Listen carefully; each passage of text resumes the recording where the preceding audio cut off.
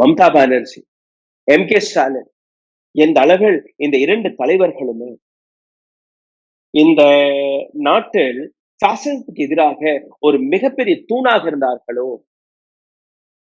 அதோடைய அடுத்த கட்ட மாற்றம் தான் விஜயுடைய அரசு. இது மக்களால் விஜய்க்கு கிடைத்த அந்த பரிசு. அதனால் Vijay has to be really serious. ஆனா இந்த விஷயத்தை ஆர்எஸ்எஸ் தெளிவாக புரிந்து கொண்டது. ஆர்எஸ்எஸ் புரிந்து கொண்ட விஷயம் என்ன? விஜய் அவர்களை பதவியேற்க விடாமல் தடுத்தது எதற்காக? கவர்னரை வைத்து எதற்காக விஜய் அவர்களை அந்த பதவி பிரமாணம் ஏற்க விடாமல் ஒவ்வொரு சீட்டுக்கும் அலக்களித்தார்கள்? காரணம், எந்த அரசியலை கடந்த 60 ஆண்டுகளாக ஏடிஎம்கே, டிஎம்கே எடுத்து வைத்ததோ, இப்போ ஏடிஎம்கே அந்த பக்கம் திரும்பி போயிட்டு விட்டார்கள், அது வேற விஷயம். ஆனால் ஏடிஎம்கேக்குள்ள இருக்கக்கூடிய நபர்களுக்கும் இது தெரியும். அவர்கள் பயணித்த பாதை என்ன?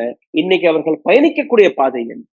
அம்மையார் அவர்கள், எம்ஜிஆர் அவர்கள், அவர்கள் எந்த அளவில் தைரியமாக தன்னுடைய கருத்துக்களை, தன்னுடைய விஷயங்களில் உறுதியாக நின்றார்களோ, இப்ப இருக்கக்கூடிய ஏடிஎம்கேவால் அந்த உறுதியை காட்ட முடிகிறதா?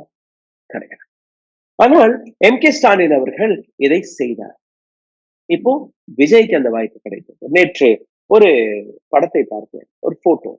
விஜய் அவர்கள் எம்.கே. ஸ்டாலின் அவர்களை சந்திக்க போன போது அப்படியே 2 பேரும் அந்த கட்டிப்பிடித்து பொலிட்டிக்கல் ஆப்போனன்ட் வேற, but ideologically they both are aligned. Dravida model என்ன கூறுகிறது? Social justice. வாட் இஸ் விஜயோட அரசியல் கூறக்கூடிய விஷயம்? Social justice.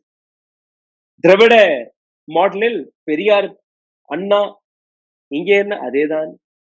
திராவிட அரசியல் செக்குலரிசத்தை முன்னிறுத்துகிறது.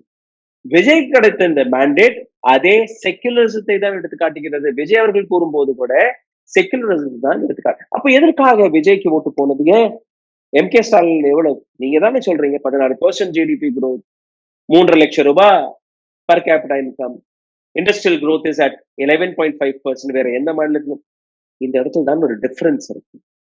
என்னன்னா, தொடர்ந்து கடந்த 60 ஆண்டுகளா எந்த அரசியலை தமிழ்நாட்டு மக்கள் பார்த்து வந்தாரோ, அந்த அரசியலுக்கு எதிராக ஒரு ஹிந்துத்துவ பாலிடிக்ஸ் இந்தியாவில் உருவானது. மைனாரிட்டிகளுக்கு எதிராக ஒரு மிகப்பெரிய பாலிடிக்ஸ் உருவானது.